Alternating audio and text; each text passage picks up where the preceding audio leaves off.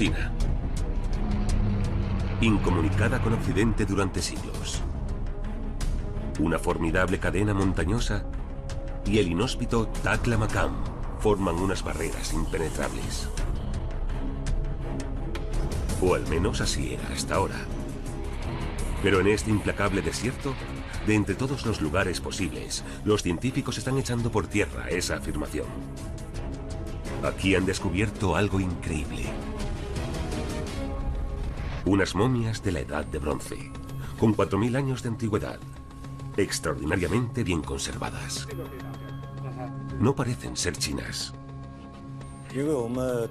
Hemos encontrado momias con pelo castaño, incluso rubio.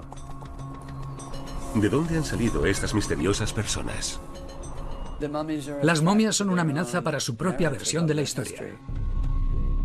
Científicos del mundo entero tendrán que responder nuevamente a esta antigua pregunta. ¿Cuándo comenzó realmente el intercambio cultural entre China y Europa? ¿Qué influencia ejerció Occidente?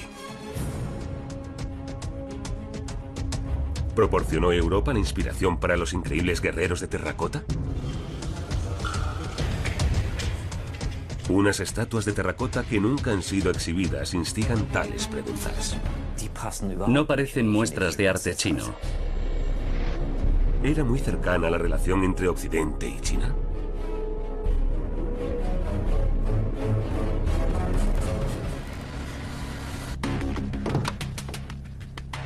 Qué raro. Hay una furgoneta aparcada a un lado de la carretera. ¿Un accidente, tal vez? Recordarán este macabro hallazgo durante bastante tiempo.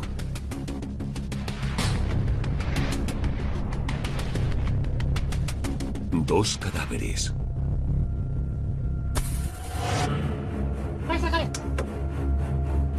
¿Fueron víctimas de un crimen? Los cadáveres parecen indemnes.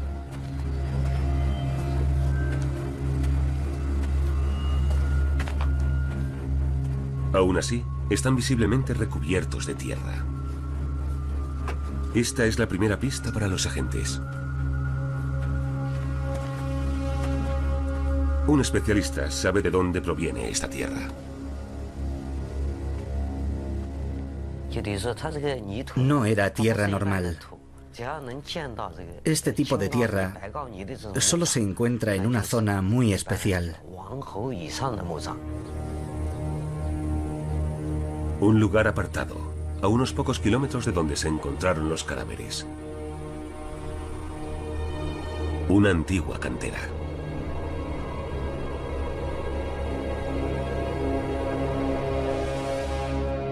Vecinos de la zona han encontrado restos antiguos por aquí.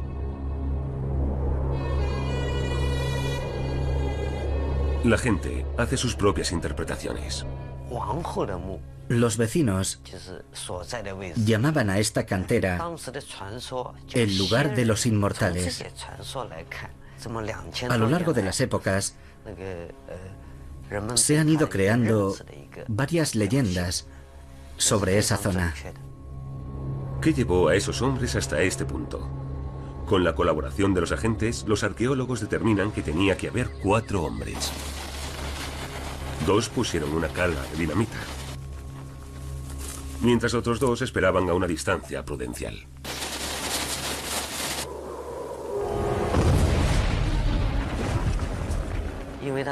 La explosión hizo que se hundiera el suelo y la masa de tierra que se desplomó sepultó a los 2 hombres. Así que se asfixiaron. Por eso parecen estar ilesos. Lo único que pudieron hacer los supervivientes fue recuperar los cadáveres. Al huir, dejaron a sus camaradas muertos en la furgoneta. Ya habían corrido un gran riesgo. El accidente se produjo porque la cantera era muy inestable. Los arqueólogos están investigando el lugar del accidente. En túneles como este, los hombres encendieron su dinamita mortal. Los investigadores encuentran sus huellas. También deben ser extremadamente cautos. Tal vez este terreno ya haya sido excavado. Estas grabaciones originales nunca se han visto en Occidente. Los investigadores descubren lo que esperaban encontrar esos hombres: un complejo subterráneo. Una serie de objetos salen rápidamente a la superficie. Artefactos funerarios de más de 2000 años de antigüedad. Cada pieza recuperada es más grande y más magnífica que la anterior. Piezas fantásticas de una época ya pasada. Por ejemplo, 12 inmensas campanas de bronce. Los investigadores logran identificar al dueño de la tumba. Gracias a un grabado que pudimos descifrar, ahora sabemos que se trata de la tumba del rey Liu Fei. El rey Liu Fei murió en el año 127 a.C. El emperador chino Wu Di era su hermano. Esto lo convierte en parte del mito de la fundación de China. El emperador Wu Di pertenece a la dinastía Han, una de las primeras dinastías del país. Su reinado se considera una época dorada para China. Esta era se caracteriza por los avances tecnológicos y las nuevas técnicas culturales. Fueron las que sentaron las bases del avance chino. Se dice que el reino del medio se desarrolló con absoluta independencia. La magnífica tumba con los objetos encontrados en su interior corroboran esa afirmación. Nuestro desarrollo a lo largo de la historia fue totalmente independiente. La tumba de Liu Fei es excepcional. Proporciona pruebas que corroboran la versión china de la historia.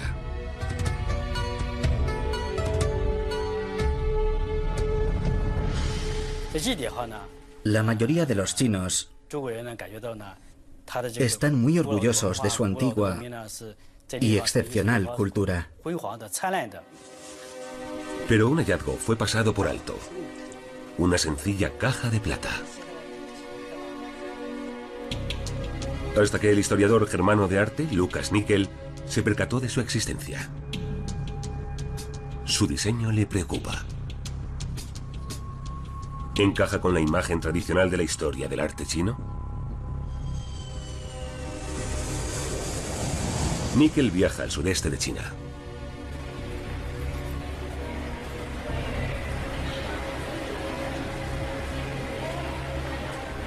Estoy muy emocionado. Se trata de material nuevo recientemente descubierto. Quiero echarle un vistazo personalmente. Unos caminos sin asfaltar conducen a los hallazgos.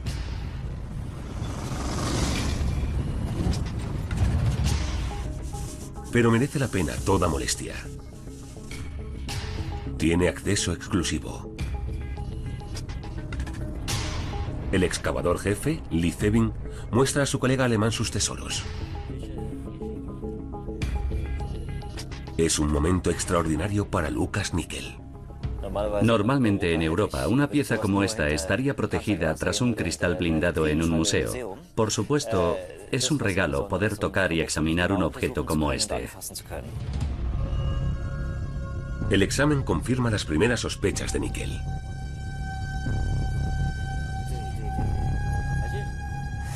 Es un diseño totalmente desconocido en el arte chino. Está elaborado de una forma totalmente distinta. Este diseño es de origen persa. Se ha usado en el periodo helenístico desde el año 300 a.C., desde Grecia hasta Asia Central. ¿Cuál es el secreto de este objeto del extremo oriente de China? Se remonta a una época en la que supuestamente no se había producido ningún tipo de contacto con Occidente. Utilizando un escáner de materiales, los investigadores quieren averiguar la respuesta a esta pregunta. Con la ayuda de este dispositivo se puede analizar el origen del metal. El resultado resulta sorprendente. Aunque el diseño es de origen occidental, la plata maciza no. La plata apunta hacia el sudeste de China. Y además, la caja fue moldeada y no, tal y como era habitual en Occidente, forjada. Se deduce que una persona china intentó recrear algo extranjero, de aspecto exótico, de un país distante. Es algo totalmente inaudito hasta la fecha. Un hallazgo con extensas consecuencias. Obviamente los chinos entraron en contacto con Occidente mucho antes de lo que se había asumido hasta ahora. Esta pieza, con decoraciones en relieve, demuestra que China tuvo relaciones con países occidentales. Eso es lo que convierte este hallazgo arqueológico en algo tan significativo. Hasta este momento se asumía que China había estado completamente aislada hasta finales del siglo II a.C.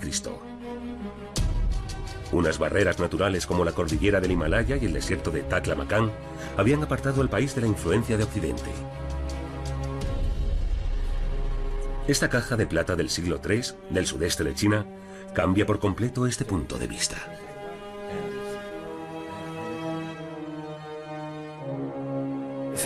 Para mí, como arqueólogo e historiador de arte, es un momento increíble cuando un objeto tan pequeño como este puede arrojar algo de luz sobre una parte tan importante de la historia china. Pero la caja es solo una pista. No solo en China, sino en todo el mundo, los investigadores están en pleno proceso de reescritura de la historia de China. Esta investigación tiene una larga historia en Berlín. El profesor Hermann Parsinger, presidente de la Fundación para la Herencia Cultural de Prusia, vuelve a sus raíces. Hace más de 100 años, en esta misma casa, comenzó la historia de un pionero de la arqueología. Su nombre, Albert von Lecoq. Lecoq era un comerciante de vino y ya tenía 40 años cuando comenzó sus estudios de arqueología. Se vio seducido por la idea de grandes descubrimientos y aventuras. A principios del siglo XX, tras el descubrimiento de la ciudad de Troya, los antiguos griegos eran de gran interés. Por supuesto, ese era un tema fascinante, especialmente en esa época, ya que Pakistán, la India y desde allí las partes limítrofes de Asia Central podrían ser integradas en la investigación. De repente se vio claro que se había producido una gran influencia griega. Lecoq estaba convencido de que la influencia griega se extendía hasta la lejana China. Y eso era lo que pretendía demostrar. Planeó una expedición a China, pero hasta ese momento le faltaba dinero. Hasta que Lecoq encontró un valedor muy influyente. Hay papeles en el archivo estatal secreto pruso que lo demuestran.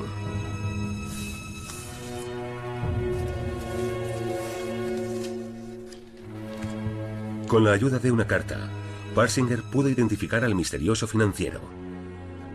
Y no era otro que el emperador Guillermo II. Financió la expedición de Lecoq con 32.000 Reichsmarks.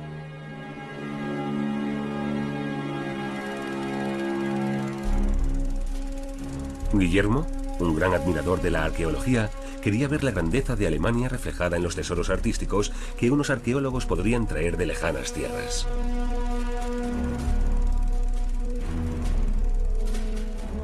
Guillermo era un ferviente admirador de los antiguos griegos. Para él, los griegos representaban el origen de toda cultura y es su arquitectura la que se emula en Berlín.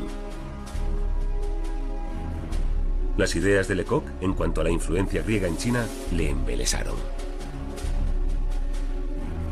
Aquí, Alemania podía competir con otras naciones.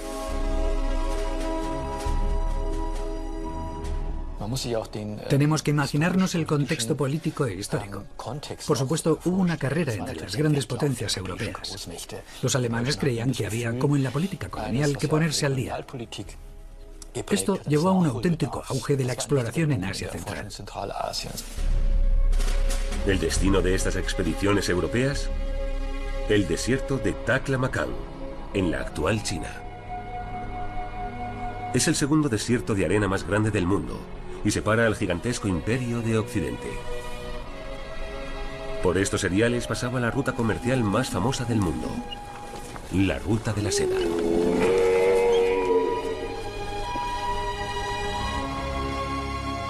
Hasta la Edad Media se produjo una gran actividad comercial entre China y Occidente.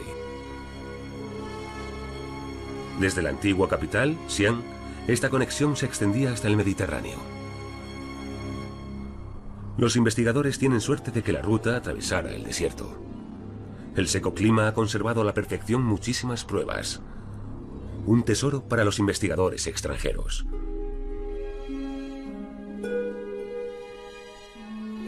Lecoq llegó al Taklamakan en noviembre de 1904.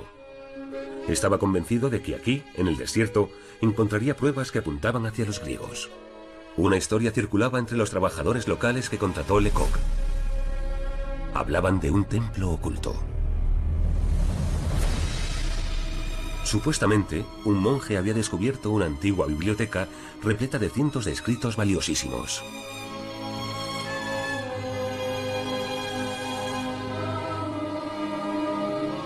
Lecoq quería ir inmediatamente.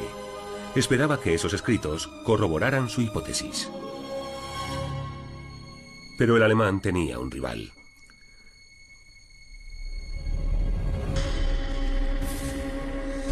El británico por decisión propia, Orell Stein, había partido en nombre de los ingleses. También había oído hablar de la legendaria biblioteca.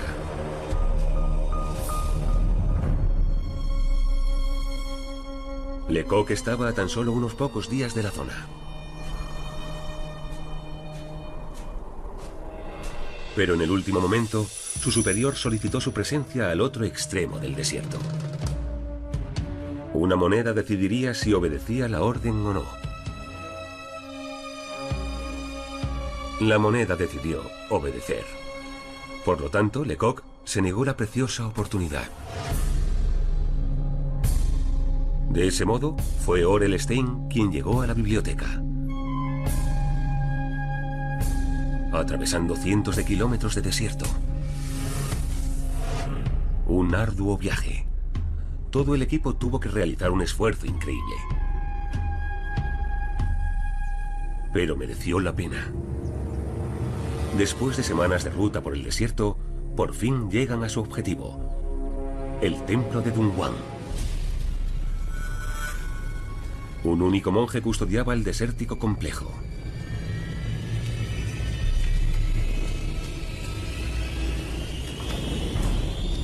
El solitario monje tiene miedo de los extraños.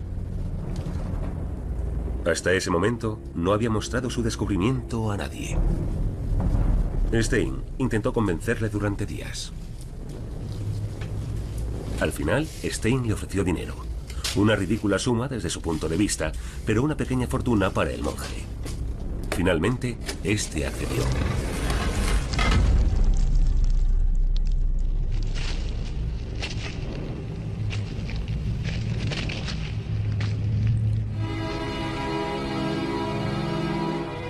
Y los rumores eran ciertos. Realmente había una biblioteca.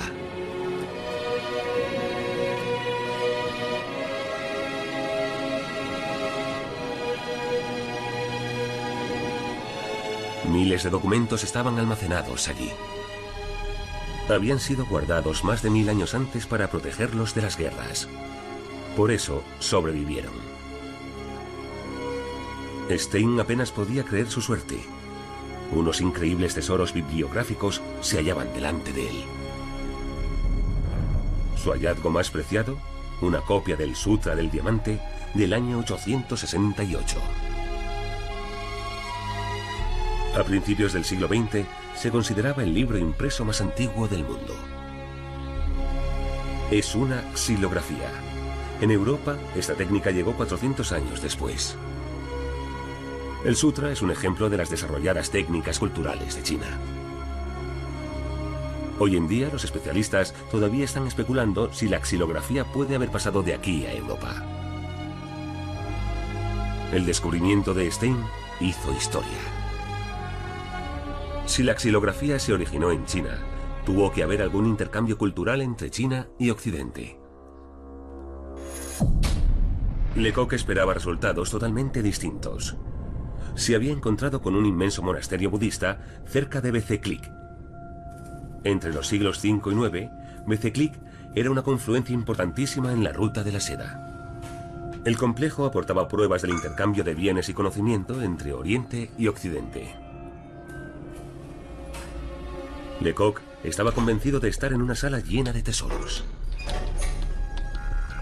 Y tomó una decisión que incluso hoy en día sigue siendo controvertida. Hizo que quitaran las pinturas de las paredes.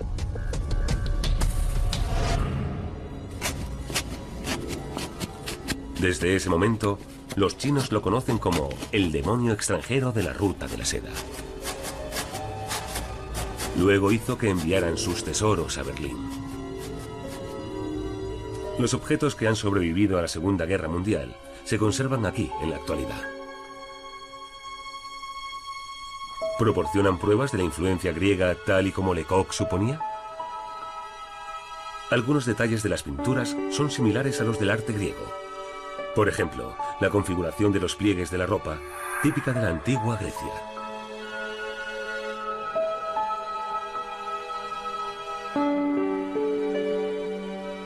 Muchos rostros no parecen chinos. ¿Coincidencia?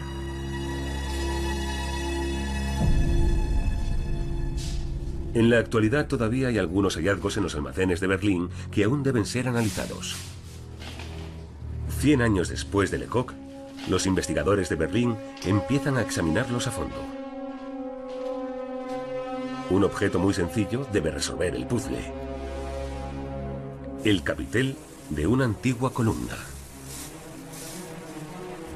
Los expertos están seguros, el patrón es bizantino, pero la forma se remonta a la antigua Grecia.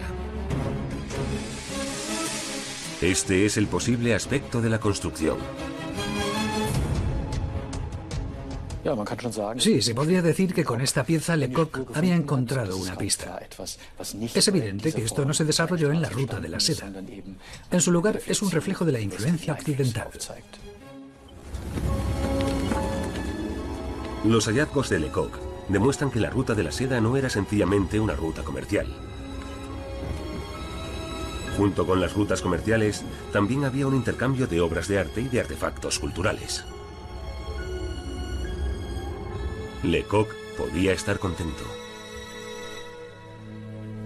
Especialmente las pinturas de la cueva budista muestran la influencia de la cultura griega. Pero no estaba satisfecho. Creía que la influencia de los griegos iba mucho más allá, hacia una época mucho anterior a la ruta de la seda. Una carta ilustra lo importante que era este asunto para él. El receptor es, de entre todos, su antiguo rival, Stein. Desearía que descubrieras artefactos griegos. Estaría extremadamente contento si consiguieras encontrar alguno. La influencia griega tenía una gran importancia para Lecoq, pero no todos sus colegas estaban de acuerdo. A pesar de esta súplica, el deseo de Lecoq no se realizó. El rival del desierto ya no consideraba a Lecoq un investigador reputado. Lecoq había perdido sus fuerzas y fue incapaz de volver a organizar otra expedición. Murió en 1930, sin ser consciente de lo cerca que había estado la expedición de Stein de hallar lo que podría haber reescrito la historia de la relación entre Oriente y Occidente.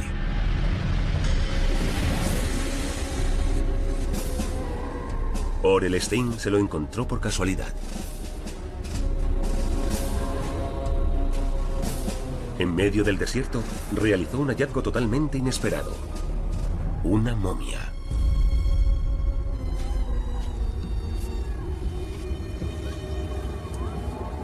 Tan perfectamente conservada que Stein apenas podía creerlo.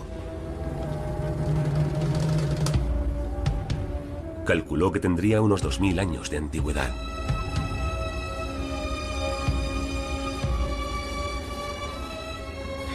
A pesar de que sus ayudantes tenían miedo, Stein comenzó a descubrirla inmediatamente.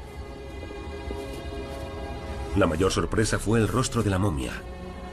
Parecía familiar, casi europea.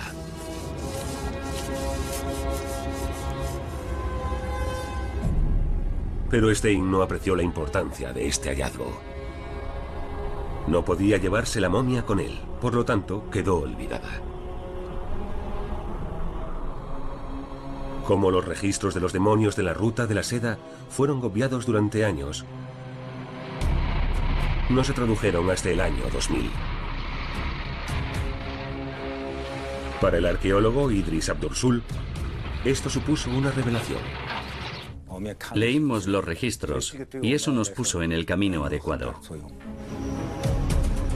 Una expedición al desierto es un reto, incluso hoy en día. La fina arena del Taklamakan dificulta la tarea para los investigadores. Estábamos entre dunas, en una zona inmensa, y de repente el coche se quedó atrapado en la arena. Pero según su GPS, ya estaban cerca de la zona del hallazgo.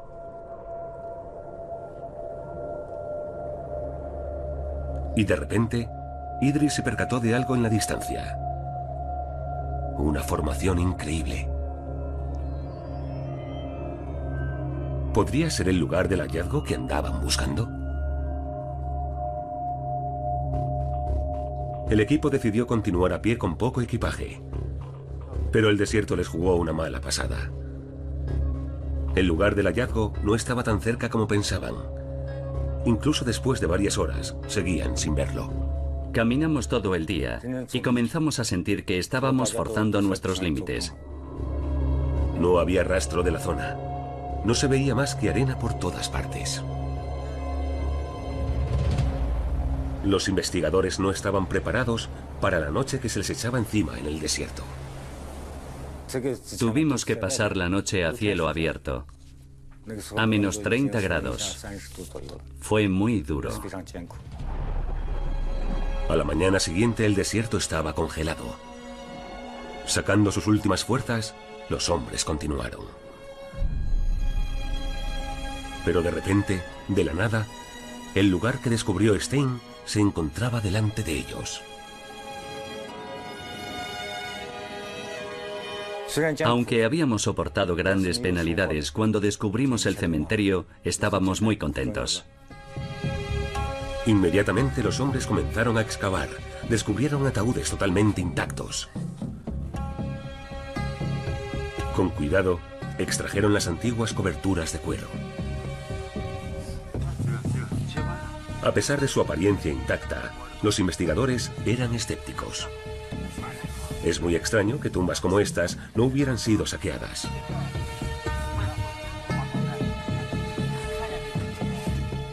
Cuando llegamos a los ataúdes, estaba sobrecogido y realmente emocionado. El suspense se apoderó de todo el equipo. Entonces, llegó el momento.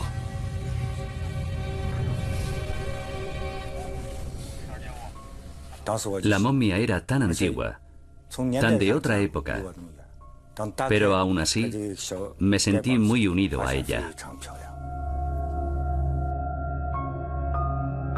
Era una mujer. Y resulta difícil de creer. Estas momias eran mucho más antiguas de lo que Stein creía. Tenían más de 3.500 años. Incluso sus ropas estaban perfectamente intactas. Cuando la vimos, nos emocionamos. Todos creían que era hermosa y estaba muy bien conservada. La llamamos la princesa de Xianhoe.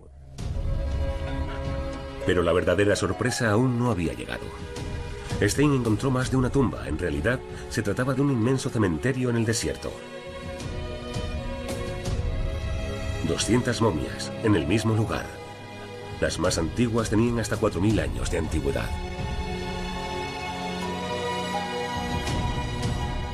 La excavación tiene una importancia especial para la investigación.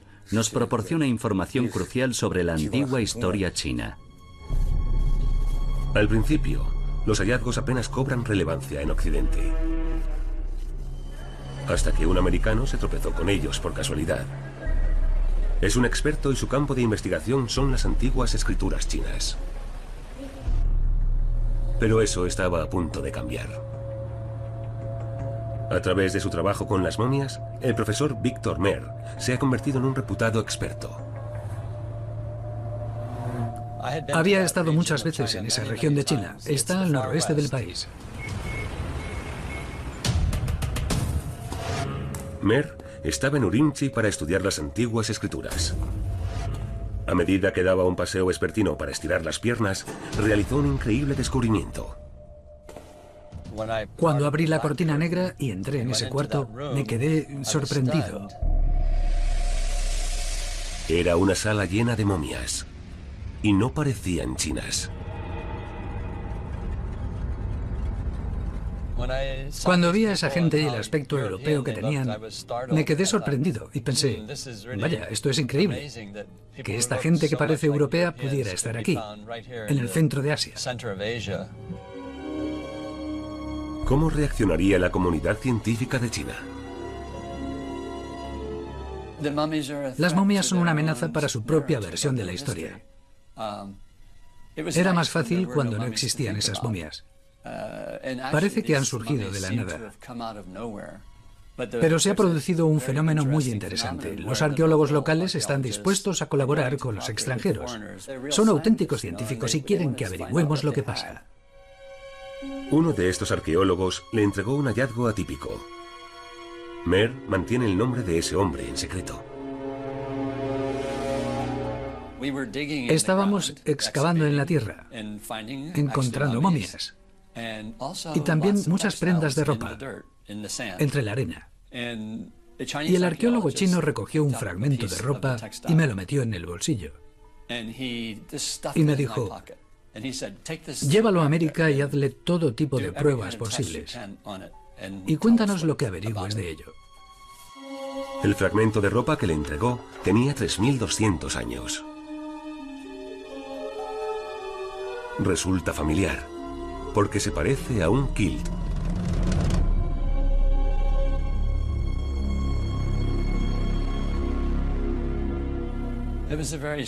Fue un sentimiento extraño encontrar algo tan familiar en un lugar tan remoto.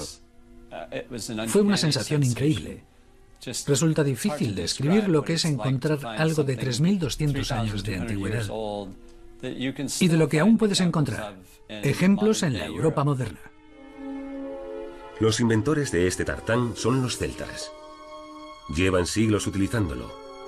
Este hallazgo de 3000 años de Austria lo demuestra. Los fragmentos encontrados en lugares tan dispares no solo son parecidos, sino que han sido tejidos con la misma técnica. Esto no es algo que se ha inventado dos veces de forma independiente. No lo creo, porque es algo tan técnicamente difícil y especial que probablemente no pudo crearse de forma independiente en dos lugares distintos. Este trozo de ropa no es la única pista que apunta a la presencia de pueblos europeos en el Taklamakan. Albert von Lecoq realizó un descubrimiento que apunta hacia la misma dirección. Hay imágenes de hombres pelirrojos. Y sus rostros parecen europeos, no chinos, como cabría esperar, teniendo en cuenta el lugar donde fueron encontrados. Y las espadas en sus manos son extremadamente parecidas a las espadas bastardas celtas.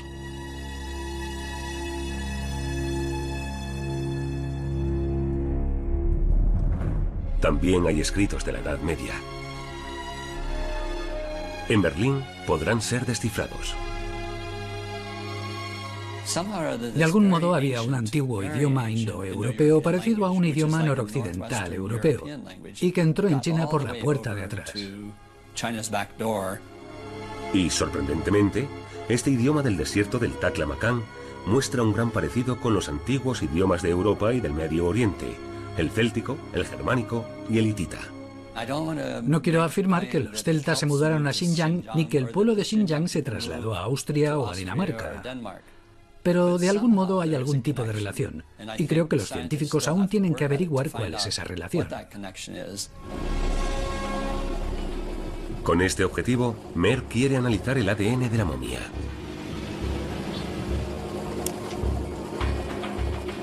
Ha sido un largo y arduo viaje, pero por fin aquí estoy.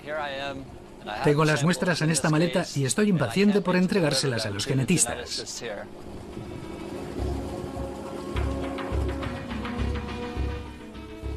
Un análisis como este puede aclarar cuánta gente emigró en la historia. Idris y Mer encargaron 2 análisis distintos de ADN, uno en China y otro en Europa. La esperanza de Mer se basa en unas muestras de pelo. El reto para los especialistas del laboratorio de Copenhague es inmenso. Queda muy poco ADN analizable. Estas muestras estuvieron 4.000 años en el desierto, soportando unas temperaturas extremadamente altas. Esta tediosa tarea tarda 8 semanas. Mer debe ser paciente.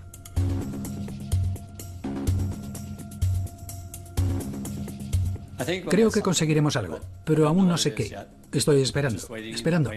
Me siento como un hombre que va a ser padre. Por fin llega el momento. Intentamos extraerlo. Repetimos el experimento para asegurarnos de que no habíamos hecho nada mal la primera vez, pero no hemos conseguido nada. Un duro revés. Claro que estoy decepcionado, porque las muestras del cementerio norte no hayan producido ningún resultado. Están tan débiles y tan degradadas que no hemos podido conseguir nada. Pero no pierdo la esperanza, porque creo que si seguimos intentándolo, acabaremos consiguiendo resultados y espero que muestren genes europeos. Mer ahora basa sus esperanzas en el equipo de China. También están tomando muestras. Para ello, operan a las momias. Al principio no encuentran nada. Tienen que realizar más análisis sobre las momias.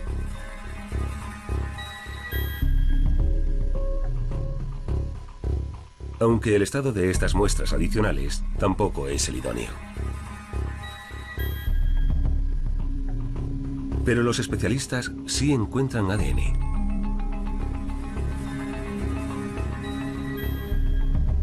Al final, el equipo chino sí obtiene resultados.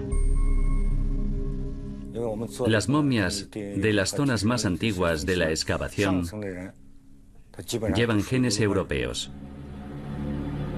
Esto demuestra la hipótesis de Víctor Mer sobre el origen de las momias del Taklamakan. Está claro. Tienen ancestros con raíces indoeuropeas.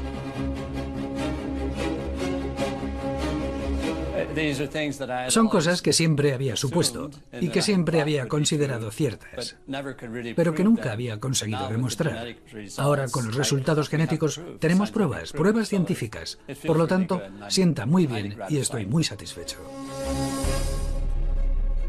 El ADN es un remanente de los pueblos que migraron de la región del Mar Negro, también a Europa, entre hace 6.000 y 4.000 años.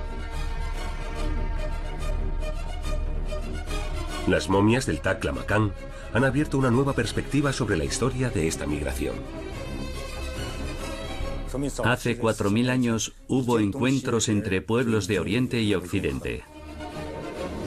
Gente de la región del Mar Negro tomó el mismo camino que tomarían más tarde los mercaderes de la Ruta de la Seda.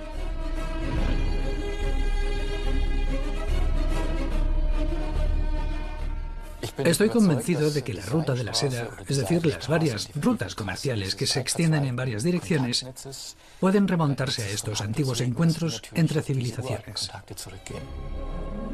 Estas rutas migratorias atraviesan las regiones exteriores del Taklamakan. Eran más fáciles de cruzar. Cambian por completo nuestro punto de vista sobre la historia y la civilización de Eurasia. Por eso son extremadamente importantes. Nos ayudan a entender lo que pasó en realidad, no lo que la gente supuso que había pasado durante la Edad de Bronce. El pueblo del que proceden las momias ya había cruzado la distancia entre Oriente y Occidente en la Edad de Bronce. Se puede demostrar que estaban comerciando con los pueblos chinos. Y esta conexión nunca se interrumpió. Al menos eso es lo que cree Lucas Nickel. Ha viajado a Xi'an, la antigua ciudad de los emperadores. Ahí tiene la intención de demostrar su hipótesis con el tesoro nacional chino, los guerreros de terracota. Los guerreros de arcilla son conocidos en el mundo entero como un símbolo de la antigua China. El ejército juega un papel crucial en la fundación de esta nación. Hace 2000 años, un poderoso ejército subyugó las distintas y separadas partes del país y las unió formando el Imperio Chino. Su comandante se convirtió en el primer emperador de China. Antes de su muerte, en el año 210 a.C., para asegurarse que recordarían sus logros, creó un monumento gigantesco en su futura tumba. Incluso tras su muerte quería que su ejército, un ejército que le ayudó a establecer su poder y a subir al trono en vida, le protegiera.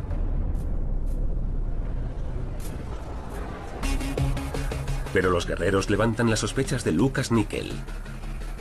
Este cree que no pueden ser tan chinos como se había asumido previamente. Junto con su colega chino, Zheng Yen, puede examinarlos de cerca. Es importante que Nickel esté acompañado por este reputado historiador, porque sus ideas son provocativas. Quiere discutirlas también con científicos chinos. Lo que averiguan da alas a la hipótesis de Nickel. Le inquieta la naturalidad de los guerreros. No encajan con el arte chino de esa época. En aquella época no solían representar figuras humanas y de repente llega el primer emperador, construye una tumba y encarga 8000 estatuas. Eso resulta sorprendente. Un pozo, cerca del gran centro de visitantes, tiene almacenadas más sorpresas. Aquí los arqueólogos han excavado más estatuas atípicas. Antes de grabarlas, un guardia de seguridad quiere ver nuestros papeles. Por fin, Lucas Nickel puede realizar algunas grabaciones. Los cuerpos están casi desnudos y revelan unos detalles increíbles. La rodilla parece totalmente natural. Se puede ver la estructura de los huesos bajo el pecho. Desde el detalle más nimio hasta la postura de la estatua en general, todo es anatómicamente correcto. Muestra un nivel totalmente nuevo de comprensión del cuerpo humano utilizando la anatomía para esculpir una figura. Y eso, sorprendentemente, es lo que encontramos en estas estatuas. Los chinos no tenían ninguna tradición que les llevara a eso. En el arte chino de esa época, las esculturas se hacían de un modo totalmente distinto. Las estatuas de la tumba del emperador no muestran ningún parecido con estas antiguas estatuas chinas. En aquella época, solo los griegos habían dominado unas representaciones tan realistas. ¿Pudieron ellos haber influido sobre los escultores chinos? Esa suposición tiene lógica. Porque no mucho antes, Alejandro Magno había entrado en Asia. La cultura griega pudo haberse afianzado en el lejano Oriente. Nunca antes los chinos y los griegos habían estado tan cerca.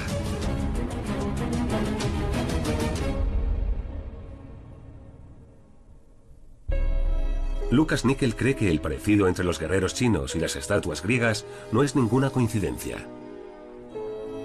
Los artesanos chinos han debido de tomarlas como inspiración. El hecho de que los chinos utilizaran esta técnica significaba que habían decidido aceptar y adoptar esta parte de la cultura griega. ¿Son los guerreros de terracota el trabajo de unos copiones? ¿Puro plagio? Lucas Nickel considera que el logro de los chinos no puede verse mancillado por este descubrimiento. Adoptaron esta técnica cultural, pero la convirtieron en algo propio. Y lo hicieron a una escala desconocida anteriormente en Occidente. Nadie en Grecia habría podido fabricar 8.000 estatuas. El ejército de terracota es una obra maestra china y es realmente excepcional en la historia. Aunque no es la única. Durante esa época, China produjo muchos avances técnicos. Aleaciones de cromo y otros materiales nuevos proporcionaron fuerza al ejército chino. La fabricación de papel se inventó en China. La muralla más grande del mundo da forma a nuestra imagen actual de China. Por lo tanto, ambas afirmaciones son ciertas. Por un lado, hay un montón de energía creativa en la cultura china. Por otro lado, China estuvo en contacto con Occidente de forma constante.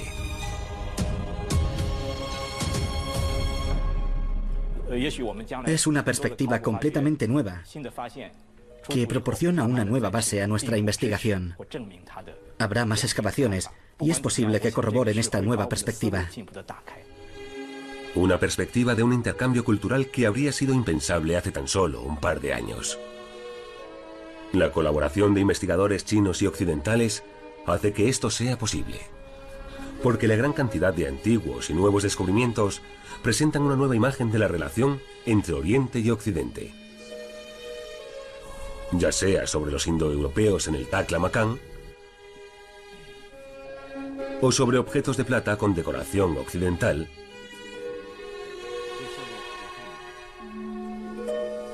o sobre una típica arquitectura griega en China. Todo tiene una cosa en común. Demuestra que a pesar de todas las barreras, China nunca ha estado totalmente aislada. Podemos confiar en que en el futuro la arqueología descubra incluso más sorpresas y fortalezca nuestro conocimiento de esta antigua red de relaciones culturales. Ese será un nuevo capítulo en una historia muy antigua. La historia de la relación cultural entre Oriente y Occidente.